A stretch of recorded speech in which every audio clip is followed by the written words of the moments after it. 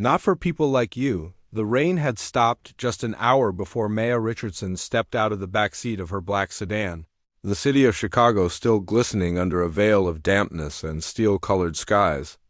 She wore a simple black pantsuit, nothing fancy, just enough to look like a professional traveler. Her suitcase was modest, the wheels slightly scuffed from years of use, and her hair was tied back in a no-nonsense bun that whispered more about efficiency than fashion. To anyone watching, she was just another businesswoman, probably here for a conference or a client meeting unimportant in the grand ecosystem of luxury. But what the doorman at the Pinnacle Hotel didn't know, what the receptionist behind the marble desk didn't know, and what the man sipping an espresso in the executive lounge upstairs definitely didn't know, was that Maya Richardson was the new owner of this hotel in every word, every action. Every glance that passed her way was about to be judged, not as a customer, but as a CEO. With the power to change lives and end careers, Maya stepped through the automatic glass doors and into the lavish lobby of the Pinnacle Hotel. High ceilings, gilded chandeliers, polished stone floors that reflected the faint light of gold and ivory. She took it all in with a kind of quiet mental calculation. The flower arrangements were slightly wilted, a corner of the carpet near the fountain was curling, and the faint smell of mildew lingered near the elevator banks. These were details most people would miss. Maya didn't, not because she was picky, but because this wasn't just a hotel visit for her. It was an investigation. She had spent the last 2 months in meetings and legal briefings, acquiring Pinnacle hotels through a series of stealth transactions, keeping her name hidden, until the last signature had dried. The company was infamous for its history of racially biased complaints, backdoor deals, and subtle but clear signals that some people weren't welcome in their premier spaces. And Maya, who had once pushed a housekeeping cart down the very halls of luxury hotels, knew exactly what those signals looked like. The plan was simple. She'd booked a VIP suite under the name Maria Robinson, using her personal email and an old credit card. No special treatment, no warnings. She was here to see how her staff behaved when they thought no one was watching. And if her instincts were right, if the rumors she'd heard were more than whispers, then what was about to happen over the next 48 hours would become the blueprint for transforming this entire hotel chain from the inside out. Her assistant, Thomas, had begged her not to go in alone. "Let us handle it," he had said on the final board call. "You don't need to put yourself through this. We can just announce the acquisition, bring in new staff, clean house." But Maya knew better. A press release couldn't reveal the truth. Only a lived experience could do that. And so she wheeled her suitcase forward and approached the front desk. Her reservation confirmation already open on her phone screen. 2 front desk clerks stood behind the counter. One, a young blonde woman with a practiced smile that never quite reached her eyes, tapped lazily at a keyboard. The other, a man in his mid-30s with sharp features and a designer tie, seemed more interested in sorting brochures than acknowledging the guest who now stood quietly before them. Maya didn't speak at first. She gave them a chance. A chance to follow their training, a chance to be professional, a chance to simply say welcome. But instead, she stood in silence for 2 full minutes, ignored as the air thickened around her with invisible judgment. When she finally cleared her throat, the woman glanced up, sighing, "Yes?" The question came sharp, not with curiosity, but irritation. "I'm here to check in. Name's Maria Robinson. I have a reservation." The woman's fingers returned to the keyboard, her nails clicking like impatience manifest. "One moment," she muttered, her tone flat. As she typed, Maya noticed the glance. That glance. A quick up and down sweep, eyes darting from the affordable handbag to the comfortable shoes to the natural hairstyle. It was quick, but it was their judgment written in the subtlest of body language. The woman clicked again, frowning slightly. "Looks like there's a problem," she said finally, tilting the screen away from Maya's view.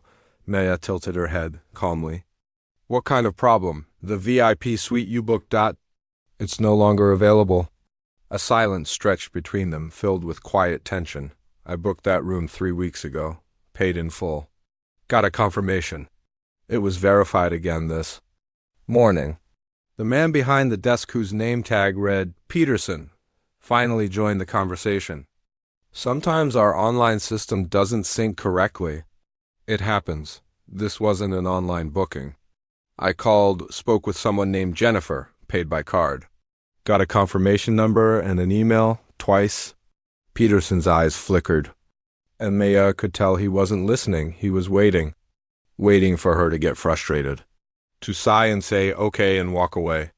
But she didn't. She stood still, calm, collected, holding every ounce of her authority behind the facade of a weary traveler. Finally, Peterson spoke again, voice clipped and condescending. We can offer you a standard room, same price. Operational adjustments happen? So let me understand, Maya said, voice quiet but unwavering. You're offering me a downgrade to a smaller room for the same price I paid for your highest tier suite? That's the only option. You can take it or leave it. Before Maya could respond, the lobby filled with the booming voice of a new arrival. Peterson! Good to see you again, my friend. A man entered the hotel, silver hair slicked back, tailored suit, Rolex catching the light like a flashbulb. It was Robert Keller, one of Pinnacle's most valued guests, according to her background notes. She had read the files. Keller was known for making massive corporate bookings, throwing around tips like candy and demanding that certain types of guests be kept away from his space. He was one of the very reasons Maya had investigated this hotel in the first place. The staff transformed in an instant.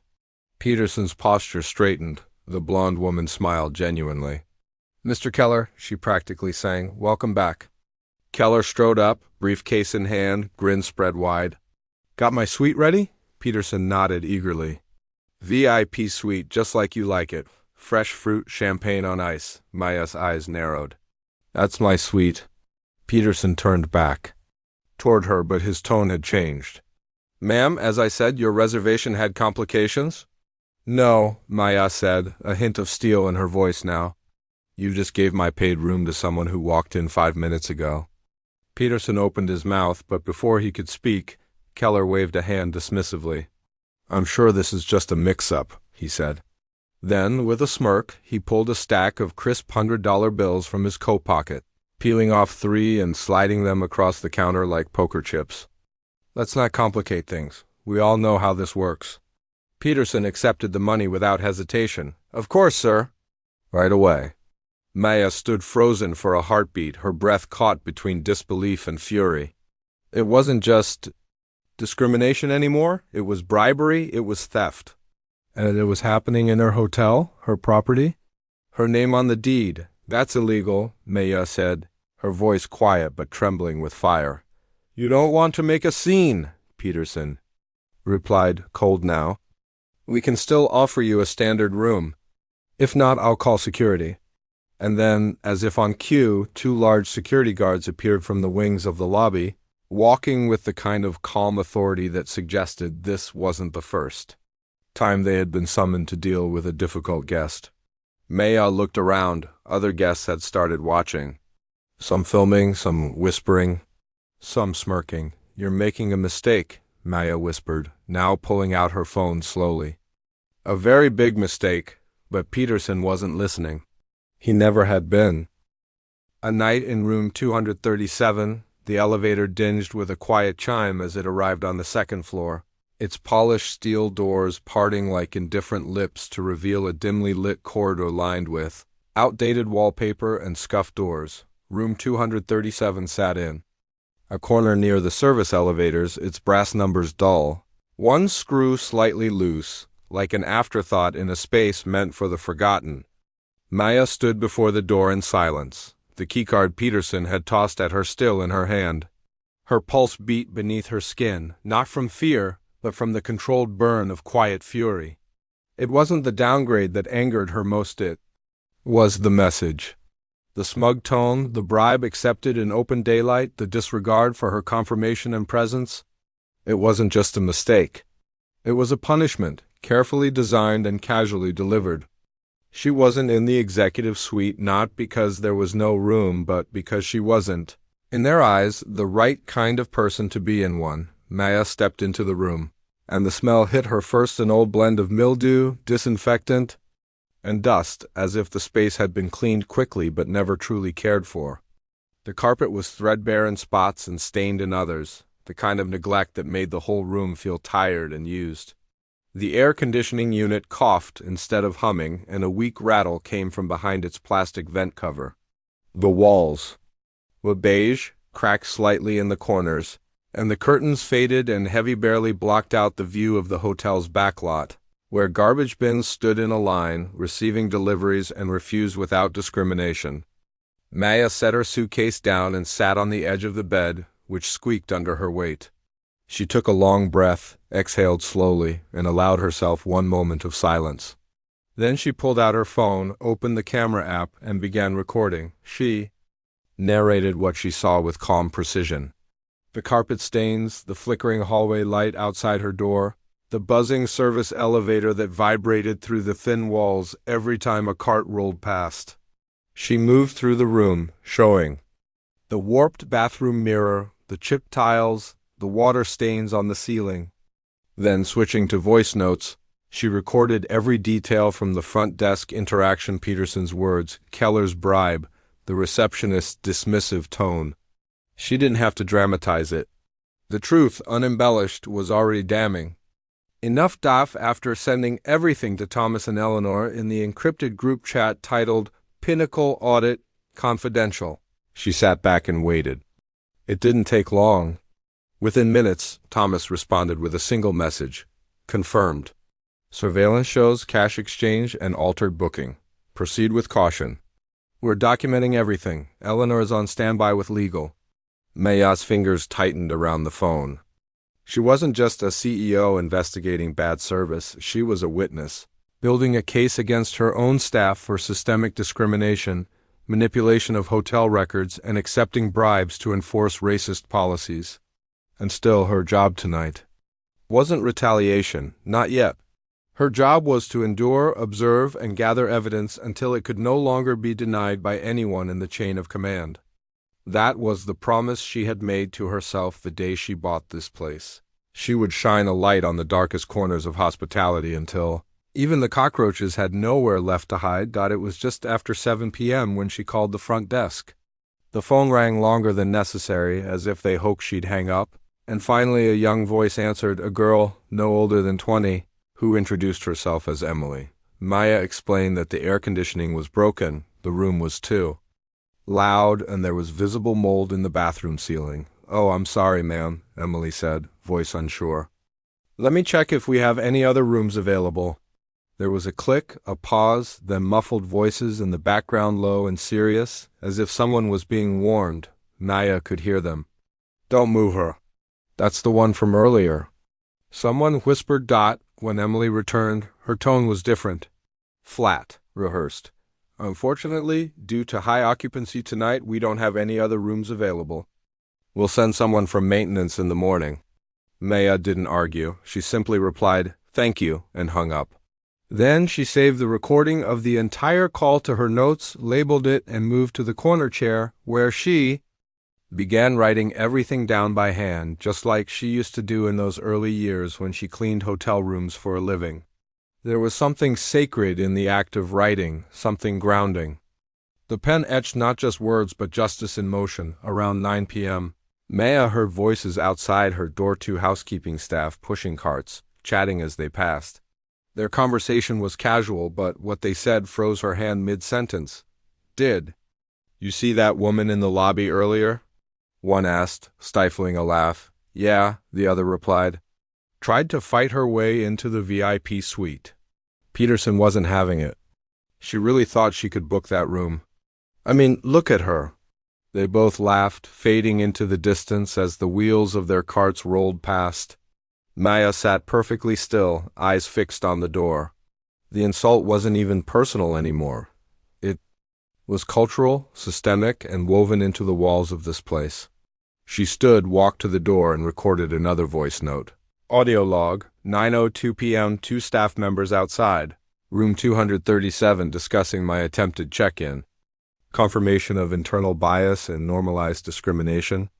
Laughter used to dehumanize. Language suggests this behavior is common and encouraged by management.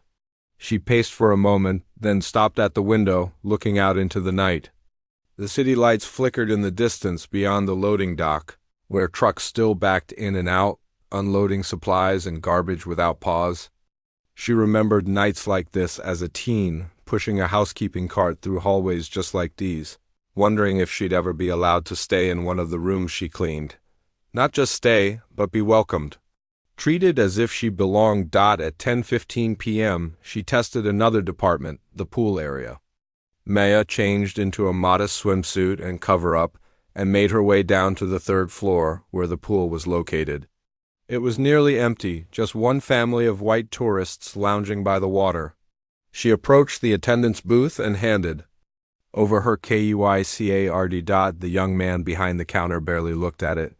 Pool's closing in 15 minutes.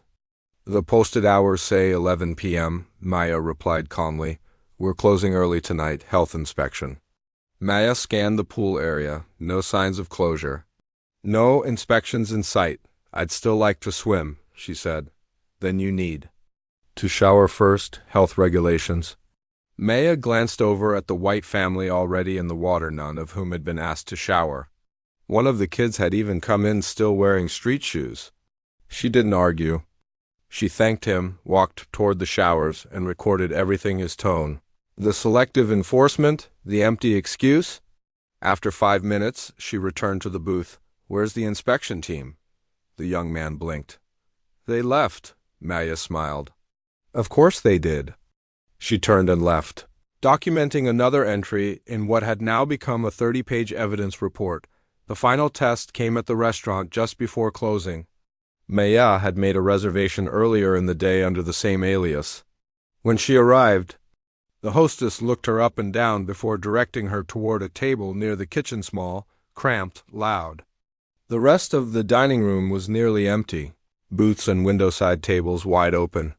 I'd prefer a quieter table, Maya said politely. I'm sorry, but that section is closed. Even though the rest of the dining room is empty? I can seat you here or not at all, the hostess replied.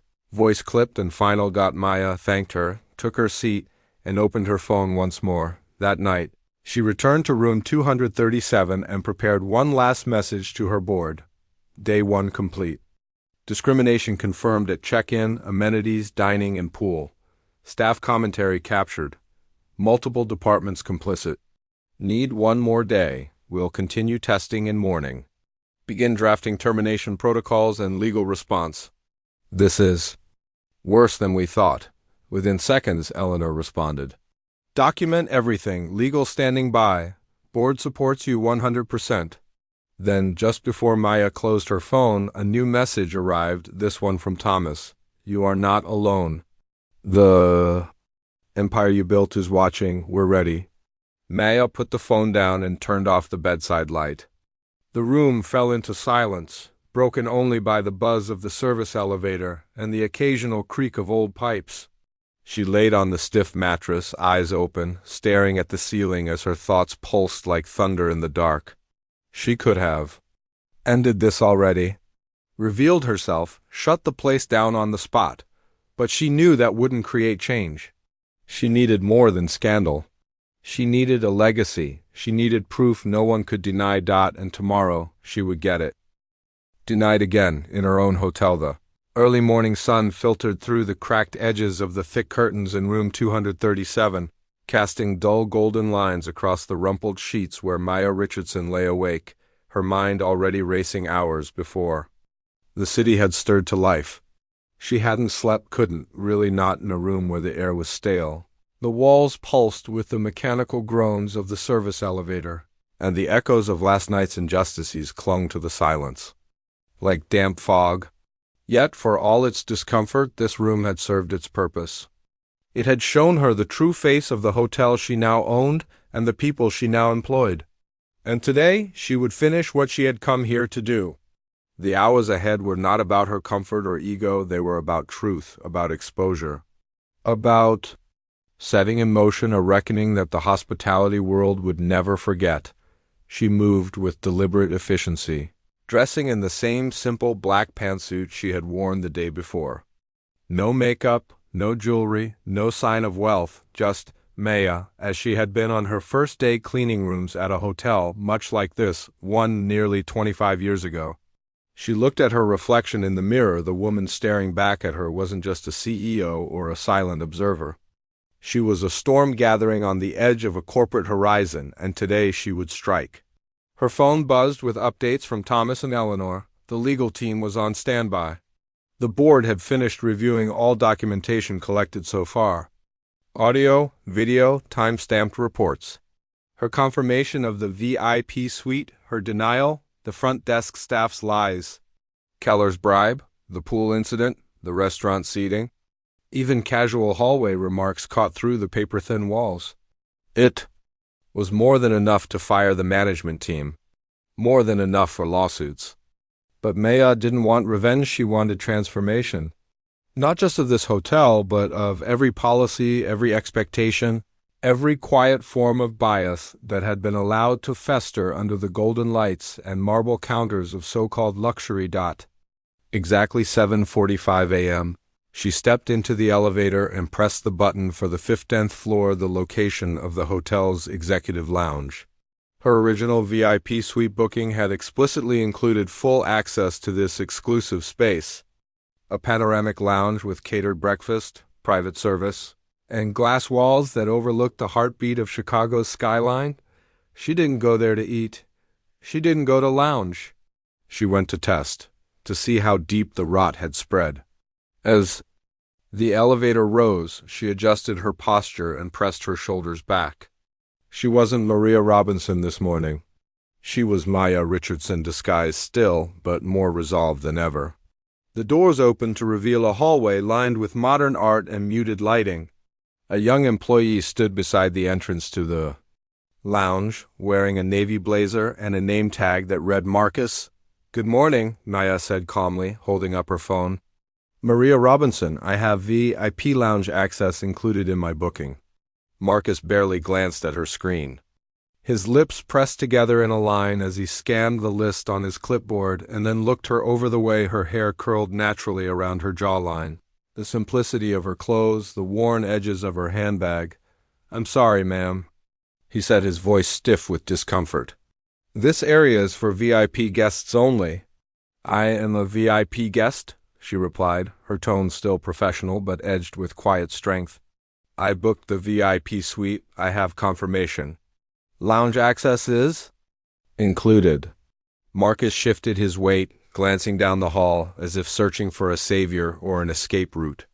"I need to check with management about your access," he said quickly, stepping aside and speaking into his walkie-talkie in hushed tones, and that's when Maya heard it, the laugh. That low, booming, smug laugh she now knew far too well. She turned slightly and caught sight of Robert Keller through the lounge's open doors. He was seated near the window, sipping what looked like his second or third mimosa, dressed in a crisp blue suit with a tie that screamed money, power, and the belief that neither would ever be questioned. He was surrounded by two other men, likely business partners or employees, and a server who laughed nervously every time Keller cracked a joke. When he spotted Maya, his face lit up, not with kindness or welcome, but with mockery. He raised his glass in a silent toast, then turned back to his companions with another loud chuckle. Maya stepped forward. "Is Mr. Keller allowed access?" "To the lounge this morning?" Marcus nodded quickly.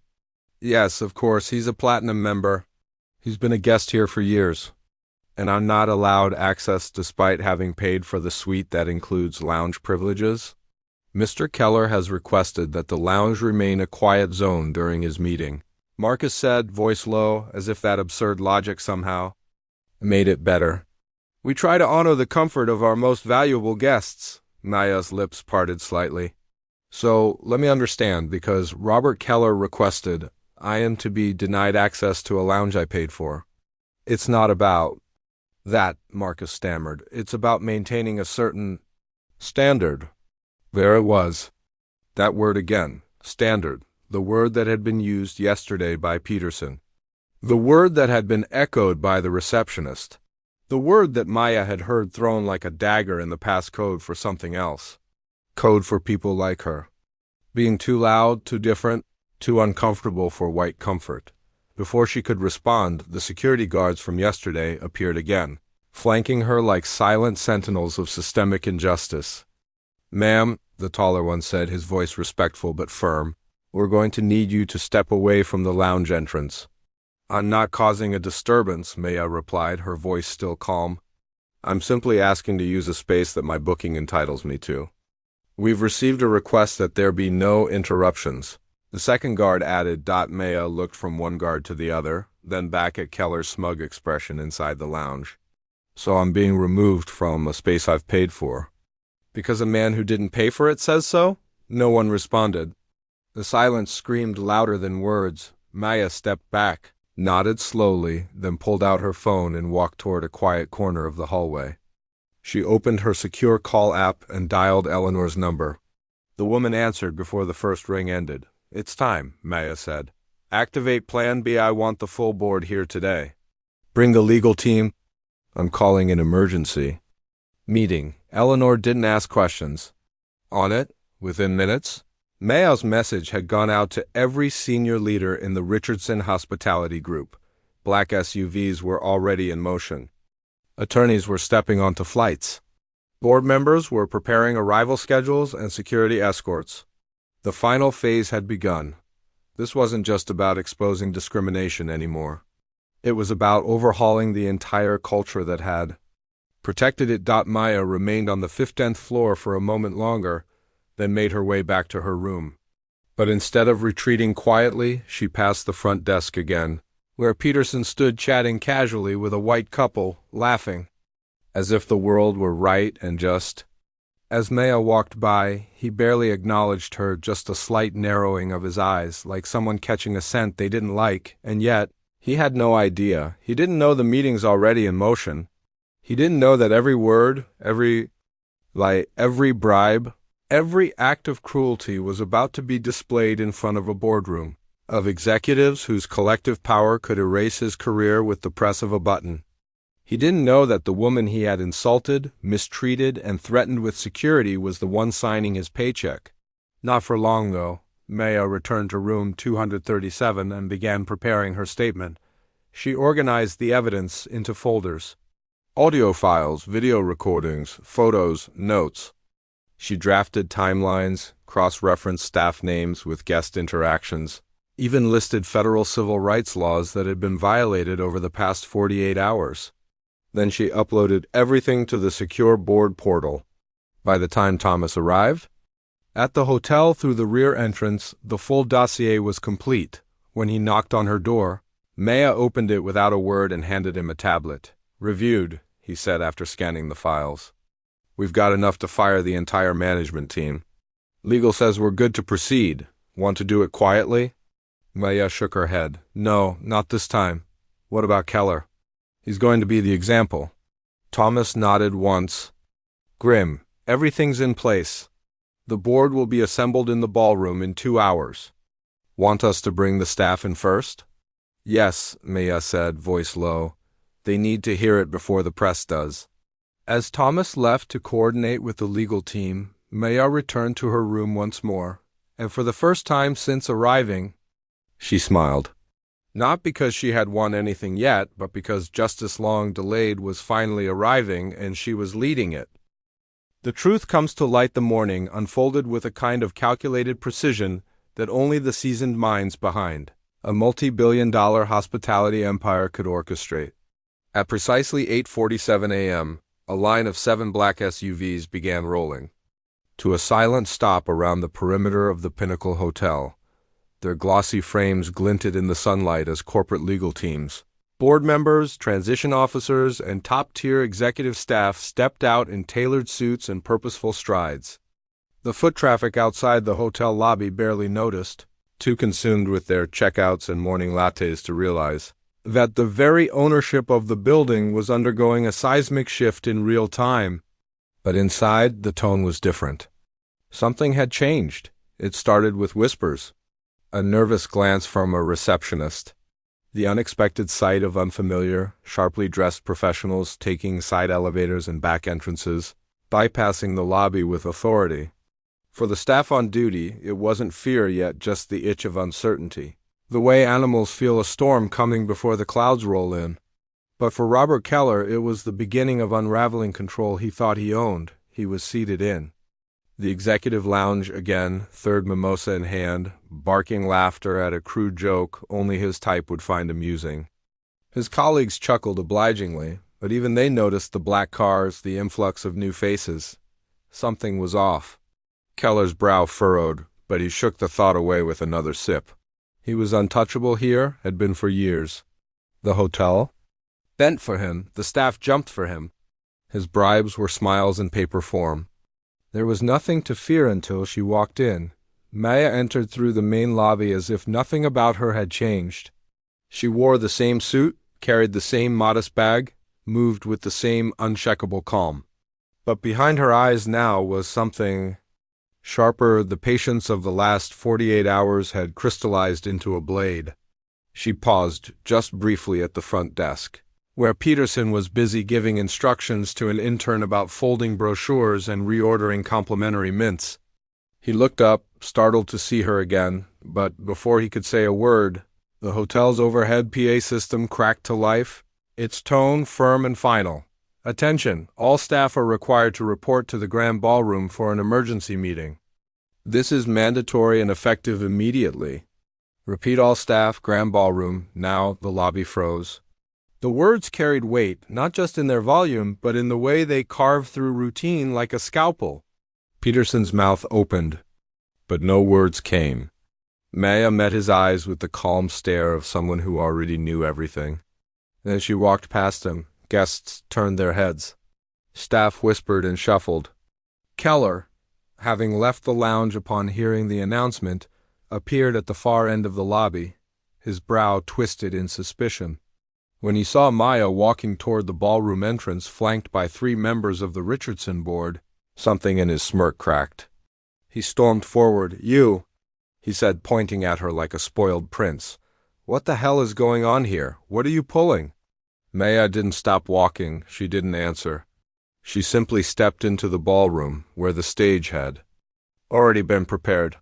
Tables had been cleared, chairs arranged in neat rows, and a large screen stood illuminated behind the podium, already loaded with files. The room filled rapidly confused staff still wiping sleep from their eyes, managers clutching clipboards, kitchen supervisors, bellboys, clerks, concierge all summoned without explanation. Peterson arrived flustered, pushing his way to the front, hissing orders at people who were too stunned to obey. When Keller tried to enter, one of Maya's senior executives, a tall man named Jonathan with eyes like cold fire, stepped in his path. "This meeting is for staff," Jonathan said with chilling politeness. "And you, sir, are not employed." "Here," Keller's nostrils flared. "I'm a platinum member. I spend 6 figures a year in this place. You'll be hearing from corporate." Maya stepped up to the podium, adjusting the microphone with steady hands. Her voice rang clear through the speakers, not loud, but unmistakably commanding. "Good morning," she began, her tone slicing the tension like a hot knife. "Thank you for coming. I know you're wondering why you've been gathered here. And the answer is simple. It's time you all learned the truth." The murmurs rippled. Confusion, suspicion, even anxiety stirred in the room. "For those of you who don't know me," she continued, eyes scanning the room, resting briefly on Peterson, on Marcus from the lounge, on the front desk clerk who never looked her in. The eyes, "My name is Maya Richardson. I am the founder and CEO of Richardson Hospitality Group." Silence fell like an anvil dropped from the sky. She let it settle. Let the weight of her name crush the assumptions that had built themselves into walls of complacency. Eyes widened, jaws dropped. Someone in the back gasped audibly. A few employees looked visibly ill. 2 days ago, I purchased the entire Pinnacle hotel chain, she went on. This building and every person employed within it is now under the ownership of Richardson Hospitality. The room stayed frozen. Maya didn't pause, but instead of walking in here as an executive with a team and a press release, I chose to experience this hotel as a guest undercover, just like any other traveler who books a room and expects a dignified stay. What I experienced instead? Was discrimination, systemic, blatant, ugly. She gestured to the screen behind her, where video clips began to play. Footage from the lobby security camera showing Keller handing over cash to Peterson. Audio clips of the front desk lying about her booking. Photos of the filthy punishment room she had been forced to stay in. Recordings of pool staff enforcing fake rules. Screenshots of restaurant seating practices. Every clip was time-stamped, cross-referenced, and inarguable. Peterson stepped forward, stammering, This is out of context." She was being unreasonable. "We had overbooking issues." "Enough," Maya said, her voice quiet but absolute. "You lied. You accepted a bribe. You threatened a paying guest with security. All because I didn't look like what you imagined belonged in your VIP suite. And you're not alone. This hotel has been operating under a culture of whispered bias and silent cruelty for too long. That ends now." From the wings of the ballroom, Eleanor stepped forward, holding a black folder. "James Peterson," she said, voice formal and cold, "your employment is hereby terminated effective immediately. This is your severance and termination documentation. Please do not speak. You will be escorted from the premises." Security appeared. Peterson opened his mouth again, but nothing came out. He took the folder with trembling hands and walked out, followed by the eyes of every employee in the room. Maya looked back at the crowd. Marcus Executive Lounge Access Denial, terminated Carol Hostess. Racial Seating Bias, terminated David Security Supervisor, who refused to view confirmation emails, terminated. All names associated with discriminatory behavior are being processed for immediate removal. The staff stood in stunned silence, hearts pounding. Some pale, some relieved, some blinking back tears. And then she turned toward Keller, who had now stormed into the back of the ballroom, red-faced and fuming. "You can't do this?" he shouted. "This is insane. I spend more money here than anyone else." "You're banned," Maya said simply, cutting through his rage like a guillotine. "Permanently? From all 47 Richardson properties across 12 states. We don't serve money, we serve people." A security officer handed Keller a letter bearing Richardson's legal seal. "This is your formal notice of removal and blacklisting. Please leave the premises." Keller was halfway to another outburst, but something in Maya's eyes' cool, unwavering power stopped him. He turned, humiliated, and walked out, the weight of his years of arrogance crumbling beneath him. Then Maya addressed the rest. "To those of you who have treated every guest with dignity, you will be recognized and elevated. Sarah Williams, concierge, you showed compassion when no one else would. Effective immediately, you are being enrolled in our corporate management training program. You have a future in this company." Sarah, standing in the back with eyes wide and full of disbelief, covered her mouth with her hands as the room erupted in applause. It was the first sound of hope that morning. Maya stepped down from the podium, her voice softer now, but no less powerful. "This hotel will shut down for 6 months. Renovations will happen not just to the carpet and wallpaper, but to the culture. Every Richardson property follows one rule: excellence with dignity, no matter what a guest looks like, no matter what language they speak, no matter what zip code they're from. This hotel will be reborn." And as the applause swelled, as the fired staff were escorted out and the stunned ones remained rooted in place, Maya walked toward the elevator that would take her to the presidential suite, the very room she should have been given 2 days ago. It was ready now, not because someone had cleared it for a more important guest, but because the woman who truly owned it had finally claimed her space. The reckoning was complete, but the transformation was just beginning. The new hotel begins for the next 2 weeks. The front doors of the once prestigious Pinnacle Hotel remain shut, their gleaming brass handles now symbols of silence rather than invitation. The fountain in the grand lobby, once a centerpiece of vanity, had been drained. The check-in counters stood abandoned, their marble surfaces collecting dust instead of whispered insults and scripted pleasantries. What had once been a hive of exclusion and quiet cruelty had fallen into a stillness that echoed through the marble halls like an overdue apology. The media had caught the story within 48 hours. Black CEO disguises herself as guest fires. Entire racist hotel staff.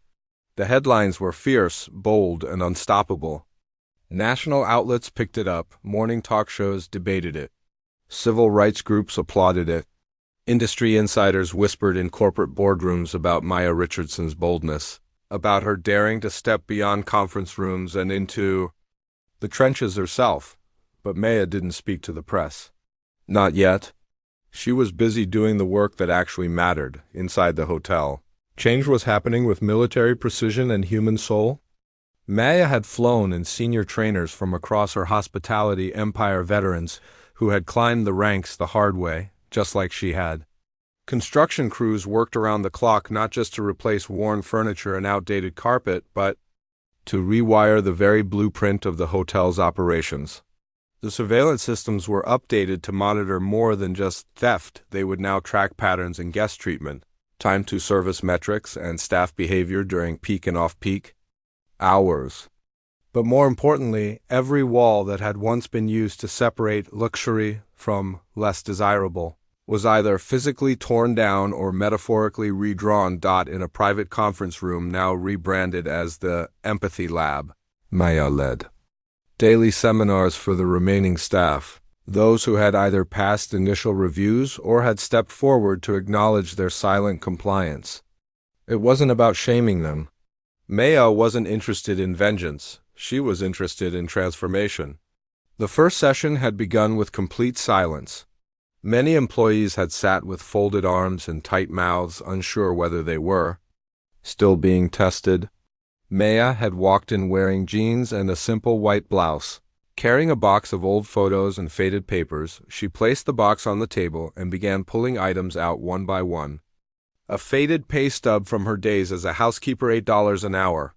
A photo of her as a young single mother with tired eyes and a borrowed winter coat. A picture of her first hotel's opening day ribbon cutting, where she had stood outside in the rain because no one would let her inside to wait. She didn't give a speech. She let the artifacts do the talking. When she finally spoke, her voice didn't rise. It flowed like memory. I have stood where many of you stand. I've cleaned vomit-off bathroom tiles with my bare hands. I've been called girl by men with diamond cufflinks. I've been overlooked, underpaid, and told to smile when my feet were bleeding. And I've been judged by the color of my skin before a single word left my mouth.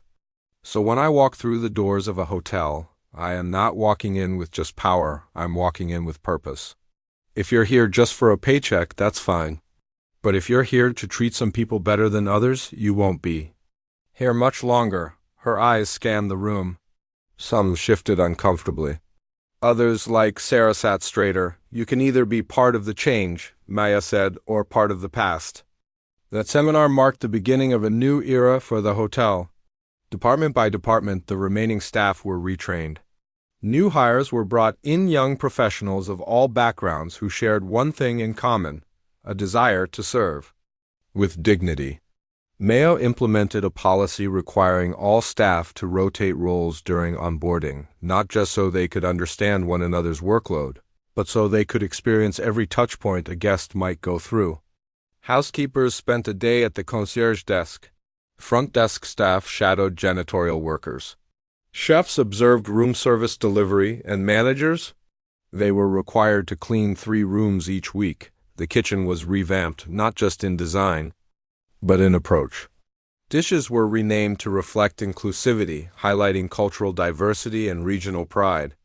The menu included a dish called Room 237, a humble, beautifully plated comfort meal named after Maya's punishment room, with a note on the menu that read, "A reminder that every guest deserves better, always."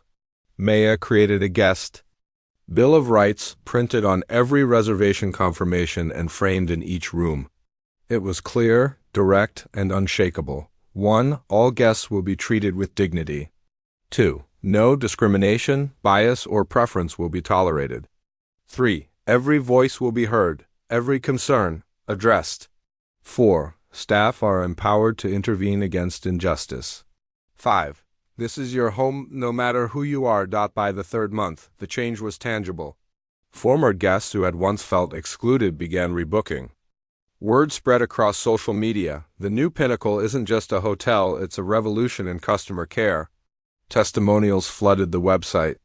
A disabled woman wrote about being offered personal assistance without being pitied. A bilingual family praised the staff for switching languages seamlessly to accommodate them. A transgender guest posted a video thanking the team for treating them like royalty without awkwardness or judgment. And at the center of it all stood Maya, not in the spotlight, but quietly behind the scenes, observing, guiding, and occasionally sitting in the back of the restaurant just to see how staff behaved when no one was watching. Meanwhile, the media continued to push for interviews, and though Maya declined most, she eventually agreed to one on her own terms. It was hosted in the hotel's newly finished Sapphire Conference Hall, now equipped with cameras and lighting for community events. The journalist was from a major outlet, expecting perhaps a staged PR moment. Instead, Maya sat alone on a simple stool, no notes, no cue cards. "I didn't fire people because they were rude," she said plainly. "I fired them because they abused their power. I didn't shut the hotel down to save face. I shut it down because you cannot renovate a building while people are still being harmed inside of it." This isn't just a story about one woman being denied a suite. It's about what that denial represents. It's about every person who has been told, with words or silence, that they don't belong. The interview went viral. School children were taught about it. Corporate HR departments used it in their anti-discrimination training. Maya became a reluctant icon of hospitality justice, but she wasn't interested in being anyone's hero. She was still the girl from the housekeeping closet. She just now owned the closet and the keys to every door in the building. By the 5th month, the hotel had outpaced its previous annual bookings. Revenue projections exceeded expectations by 32%. Corporate clients returned. Wedding planners fought for open weekends. A well-known travel blogger called it the most welcoming place I've ever stayed because it's not trying to impress you. It's trying to respect you. And on the eve of the hotel's grand reopening, Maya stood in the same presidential suite she had been denied just months before. The room was bathed in warm light, the window revealing a skyline that had watched her journey unfold from the shadows. She walked over to the desk where a copy of the new guest welcome letter sat. "Dear guest, welcome to a hotel that values your story, not your status. Here, you are not just a booking number. You are seen. You are heard. You are home." With quiet satisfaction, she folded the letter and placed it in the drawer.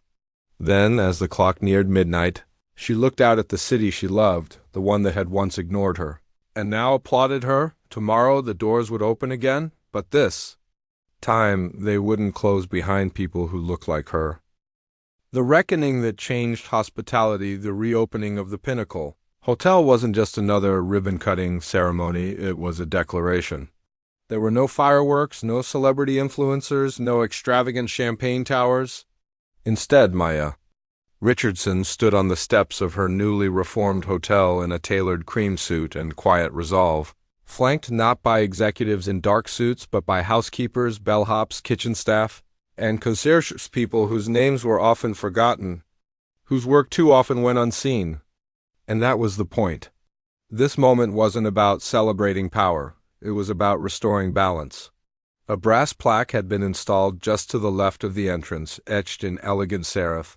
"This hotel stands for dignity, for justice, for every guest who was ever told they didn't belong." The media returned in droves, but this time Maya didn't hide behind corporate statements or press releases. She spoke publicly, directly, with the same poise that had carried her through every insult, every injustice, every moment she had been treated like less than.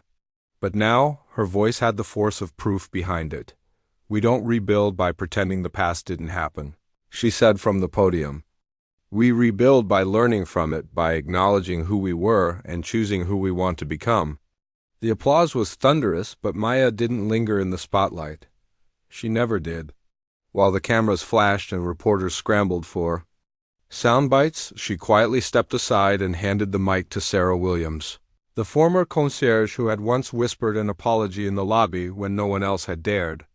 Now, dressed in her new navy blue suit as the assistant general manager, Sarah stood tall, her voice trembling not from fear, but from pride.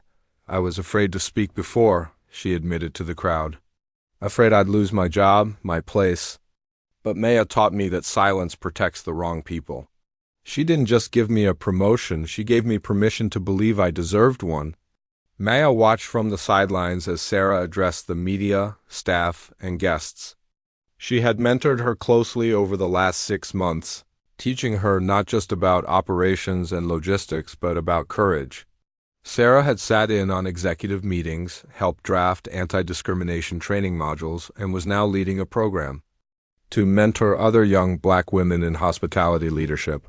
Her transformation was living proof of what happened when power was used not to intimidate, but to elevate. But while the hotel blossomed under its new ethos, the fallout from Maya's expose rippled far beyond Chicago's city limits. National hotel chains scrambled to review internal policies. CEOs who had never stepped foot in their own lobbies were now walking halls incognito. Maya had unintentionally sparked an industry-wide reckoning. Within a month, she was invited to keynote the National Hospitality Leadership Summit. The organizers had initially expected a safe, corporate-friendly speech. What they got was something else entirely. "When we talk about guest experience," Maya said from the stage to a room full of executives, "we forget that hospitality is not about the thread count of the sheets or the size of the chandeliers. It's about how you make people feel when they walk through your door. For too long, that feeling has been dictated by prejudice. Let me be clear, racism is not bad business because it hurts revenue. It's bad business because it's wrong. Full stop." There was no standing ovation when she finished, just a stunned, reflective silence. And that was enough. Meanwhile, as news spread, guests began traveling to the Pinnacle not just for its luxurious amenities, but because it stood for something. Travelers from marginalized backgrounds left emotional reviews, describing how they were treated with respect from the moment they arrived. A single mother wrote about how her son with autism was treated with warmth and understanding. A gay couple said they had never felt so at ease holding hands in a lobby. One Black veteran wrote simply, "I didn't have to shrink myself here." Maya read every review, not because she needed praise, but because she needed reminders that the fight had been worth it. Back at headquarters, the legal team continued working quietly in the background. The former staff who had been terminated were not forgotten, but neither were they forgiven. The recordings, testimonies, and documentation gathered during Maya's visit formed the basis of a legal investigation that would eventually lead to a federal inquiry into discriminatory practices across the original Pinnacle chain. Peterson, the former front desk manager, had tried to sue for wrongful termination. He withdrew the lawsuit after his own voice was played back in court recordings, mocking guests based on race and appearance. The final ruling declared that Richardson Hospitality had acted lawfully and ethically. As for Robert Keller, the once untouchable platinum guest, his name became synonymous with bribery and bigotry. When news of his permanent ban spread, several companies he was associated with cut ties. He released a statement insisting he had been misunderstood, but the public had already made up its mind. His fall from grace was not orchestrated by Maya. She had remained silent about him since the day he was removed from her hotel. But karma had done its work. Still, Maya never indulged in the downfall of others. She didn't need to. Her success wasn't about who she had defeated, it was about who she had lifted. 6 months after the grand reopening, Maya hosted a private staff dinner in the newly remodeled rooftop garden. It was a clear night, the Chicago skyline stretching in glittering rows around them. Long tables were adorned with candles and simple floral arrangements. Jazz played softly in the background as chefs served from stations filled with food from every culture represented in the building: soul food, biryani, empanadas, stir-fry, pasta made fresh by hand. Maya stood at the head of the table, glass in hand, but not for a toast. "I wanted to say thank you," she began, looking around. At the faces of her staff, new and old, black and brown and white, younger and older, some still wearing their uniforms, some in evening dress. You've not only made this hotel profitable again, you've made it honorable. You've proven that excellence and equality are not separate goals. They are the same thing. One of the chefs raised his glass, then another, until a wave of clinking followed. It wasn't the applause of a press conference. It was the quiet, deeply felt approval of people who knew what it meant to be seen. Later that evening, Maya wandered to the edge of the rooftop alone. Below her, the city hummed, cars moving like slow blood through the veins of a living organism, windows glowing with lives in motion. She thought about her mother, now gone, who had scrubbed office floors and prayed over second-hand coats. She thought about the young woman she had once been, tired and invisible, folding cowls in rooms that smelled of bleach and false luxury. She thought about the girl who had once been told, "This place isn't for people like you," and who had quietly decided, "Then I will own it." And she had not just the building, but the idea. She had owned the right to belong. She had built a place that made others believe they did too. That night, she sat in the presidential suite one last time before leaving it to its next guest. She poured herself a single glass of wine, curled up in the window seat, and watched the city breathe. No headlines, no board meetings. Just peace, because Maya Richardson didn't need to raise her voice. She had already changed the world by walking through a door no one thought she belonged in and holding it open for everyone who would come after her.